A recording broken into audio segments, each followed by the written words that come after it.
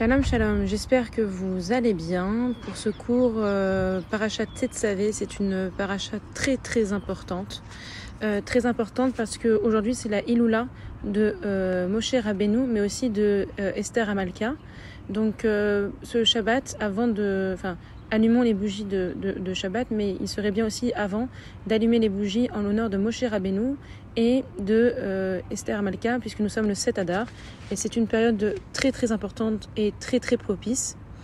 Et je dédie ce cours à la Refoua Shelema de Yantel Vered bat Shoshana, Fortuné bat Ramsa, Eliezer bar Simcha, Reuven Ishaï bar Mercedes, Shoshana bat Urida, Rovena bat Nina, Nuna bat Simcha, Shagal bat Esther, Chaya Janine Hana bat Esther, David ben Rachel, Viviane bat Emma, Lilou Nishmat Sacha David Chaim Barud ve Avraham, Shaninou bat Rivka Venissim, Yvonne Mesaouda bat Joséphine Flecha, Urida bat Esrali le bet Dod, Rachamim Dod bar Mesaouda, Chana bat Juitaev le bet Akwen, Rav David Akom par Ramsa, Israël bar Urida ve Rachamim, Odel Livsit, Ariel Bibas bar Yaden ve Shiri, Kfir Bibas bar Yaden ve Shiri, Shiri Bibas, et tous ceux qui sont partis depuis le 7 octobre, et bien sûr pour le retour à la maison de tous nos Chayalim et de tous nos otages, et un bon zivuk pour Ayala Batia Adassa Batimcha, Vered bat Shoshana, aussi une très bonne Refoua Shelema pour Dvora bat Sarah, une bonne alia pour Simcha bat Rachel. Alors pour ce cours, nous allons voir quelle est la grandeur, l'honneur et le but de la Tzniout grâce à Tetzavé. Cette paracha Tetzavé est très particulière parce que c'est aussi la paracha qui correspond à la paracha Zachor, c'est-à-dire qu'on va se souvenir de ce qui s'est passé à la veille de Purim et on va se pencher sur la question de la Tzniout pour cette semaine. En effet, dans cette paracha, en fait, cette paracha porte sur le fait que Akadosh Baruch Hu, excusez-moi, je vais juste reprendre le passage. Donc, voilà. Que Akadosh Baruch Hu Dieu demande aux enfants d'Israël de donner de l'huile d'olive pure à Moshe afin qu'Aaron, le grand prêtre, allume la menorah d'une flamme perpétuelle. Puis la Torah décrit les habits que les prêtres Kohanim devaient porter durant le service au temple. Donc cette paracha, elle porte sur la question de l'habillement par rapport aux Kohanim. Alors, cet habillement est très particulier. C'est la paracha, donc tout l'habit du Kohen Gadol, et il y a 8 habits que la Torah nous prend le temps de décrire pour la couleur, la forme, les tissus, et celui, bien sûr, du Kohen Gadol. Alors, celui du Kohen Gadol, je sais qu'il y en a beaucoup qui, pour Purim, veulent habiller leurs garçons en Kohen Gadol, mais je vous assure que c'est une tâche qui est assez compliquée parce que voici tout ce que la Torah nous demandait au Kohen Gadol de porter. Il fallait porter une tunique en lin, un caleçon en lin, une coiffe en lin, un large ceinture en tissu, un tablier tissé de laine bleue et rouge, en lin et en fil d'or, un pectoral avec 12 pierres précieuses, une robe dont le bord inférieur est tissé de clochettes, une plaque d'or placée sur le front, sur lequel est gravé le nom de Dieu. Je rappelle que les clochettes, c'est au cas où si le Kohen Gadol arrivait à être foudroyé aussi dans le temple, on puisse le faire sortir et savoir que y a les petites clochettes, donc c'est bien lui qui sort.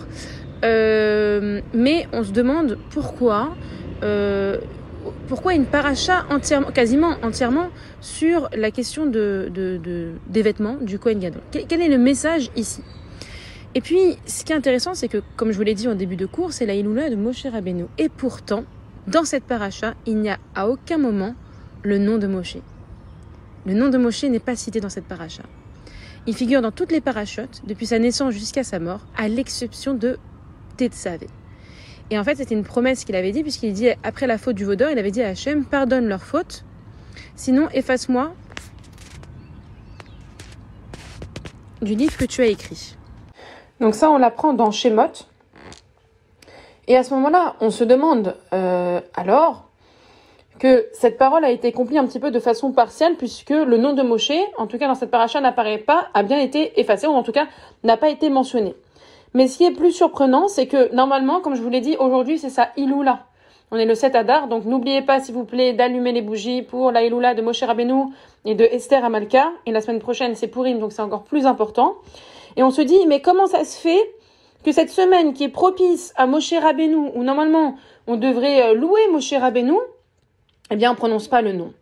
Alors, pour répondre à cette question, eh bien il y a un lien très fort entre l'absence de du nom de Moshe Rabbeinu et les vêtements du Kohen Gadol. En effet, on dit, tu feras confectionner pour Aaron, ton frère, des vêtements sacrés, un signe d'honneur et de majesté. Là, le mot qu'il faut retenir, c'est honneur et majesté. En fait, ce qui est intéressant, c'est que l'habillement ici ne fait pas juste fonction de dissimuler certaines parties de notre corps, c'est la question de la pudeur bien évidemment, mais il y a un élément encore plus fort. Ce n'est pas une simple nécessité que de porter un vêtement, le vêtement qu'on porte depuis qu'on a été déchu du Gan Eden, mais aussi on ne dit pas non plus que c'est un élément qui doit être fashion ou on va faire la Fashion Week version Torah. Mais par contre, ce qui est intéressant, c'est que le but de l'habillement, c'est de nous apporter honneur et majesté. C'est-à-dire que Rabbi Yochanan disait que les vêtements, c'est ce qui nous honore. Alors pourquoi ? Qu'est-ce qui est si important ? En fait, déjà, ce qu'il faut comprendre, c'est qu'il y a un lien, bien sûr, avec la sniout. Quand on décide de s'habiller snoua, avec des tenues sniout, c'est-à-dire des tenues qui permettent de préserver la pudeur de la femme, mais qui permettent en fait d'honorer la femme et de lui donner une majesté. Pourquoi ? Bien évidemment que ça sert à dissimuler, bien sûr, à dissimuler les parties intimes, à dissimuler les éléments physiques, mais attention, la sniout n'a pas pour but de dévaloriser la femme. C'est même tout le contraire de l'objectif. Dans un cours, on m'avait expliqué que, par exemple, pour la sniout, on n'a pas le droit de porter des jupes qui soient trop longues, qui, entre guillemets, fassent balai, qui balayent le sol.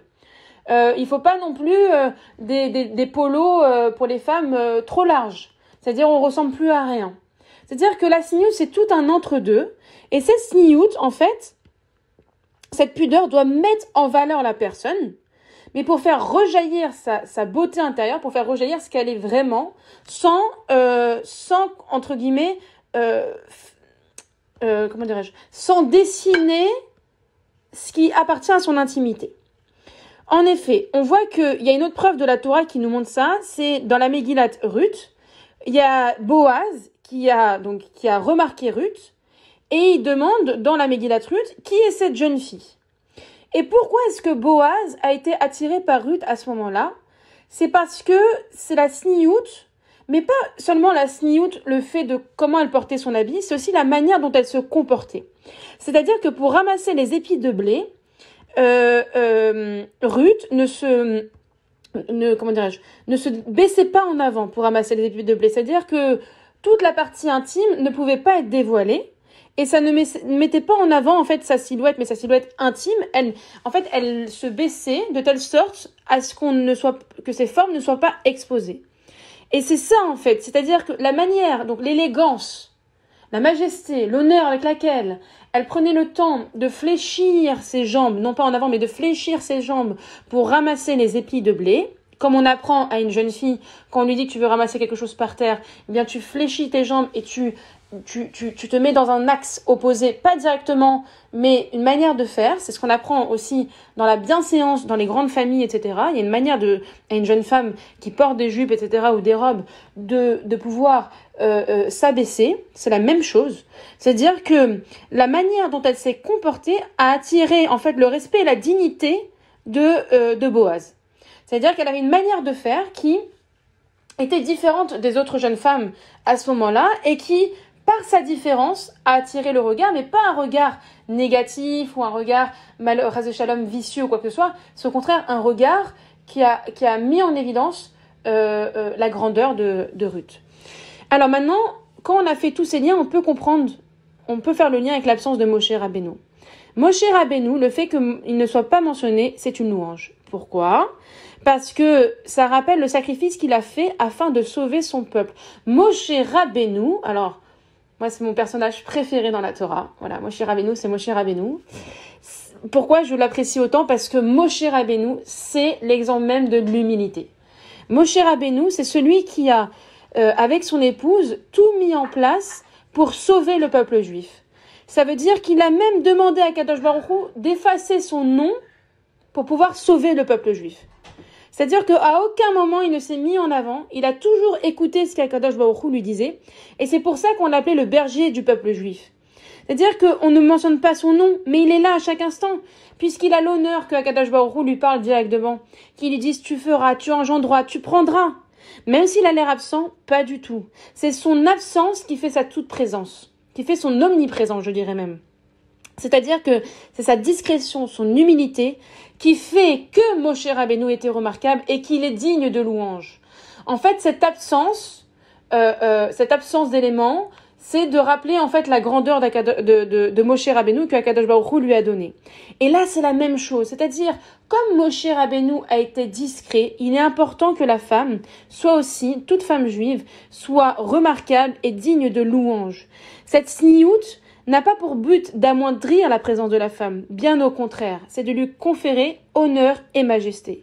Et donc, chaque matin, lorsqu'on choisit nos habits, lorsqu'on va choisir nos habits de Shabbat, là maintenant, à cet instant, au moment où vous allez écouter mon Dvar Torah, eh bien, nous nous habillerons, mais nous dirons aussi avec joie et émotion, merci Hachem, qui a donné des vêtements sacrés, un signe d'honneur et de majesté, tel que le Kohen Gadol le portait. C'est-à-dire que là, à ce moment-là, la sniout est aussi importante, aussi puissante, aussi forte, aussi grande que les habits du Kohen Gadol. Alors, les habits du Kohen Gadol étaient de très bonne qualité. Ils étaient colorés. Il y avait des pierres précieuses. Alors, nous aussi, à nous, femmes, de nous habiller de la plus belle manière qui soit, bien sûr en préservant nos formes, mais en disant tout simplement qu'on peut s'habiller avec des bijoux, avec des brocarts, avec de la couleur, qui vont chatoyer les parties de notre visage, etc. Et encore une fois, il faut choisir les plus beaux habits qu'on puisse honorer pour ce Shabbat. Je voulais aussi dédier ce cours à la Refoua Shelema de Simcha Badrachen. Et je dédie aussi ce cours, bien sûr, que tous les célibataires puissent rencontrer leur zivug, une bonne délivrance pour tout le monde, que pour toutes les femmes qui veulent tomber enceintes et tous les couples qui veulent avoir des enfants, qu'ils en aient très rapidement, et que tous les petits-enfants et arrière-petits-enfants puissent naître dans la joie et le bonheur, et que tout le Ham Israël soit dans la paix et dans la joie, et qu'on puisse, à une semaine de Purim, n'être finalement que dans la joie, dans le bonheur, dans la simcha du mois de Hadar, qui est un mois très spécial, qui est un mois vraiment exceptionnel où tout peut changer, tout peut évoluer. Alors je vous souhaite un très grand Shabbat Shalom et le meilleur et Bezrat Hashem, une bonne lecture de la paracha Tetzavé et en ce Shabbat Zachor, Shabbat Shalom. Que des bonnes choses.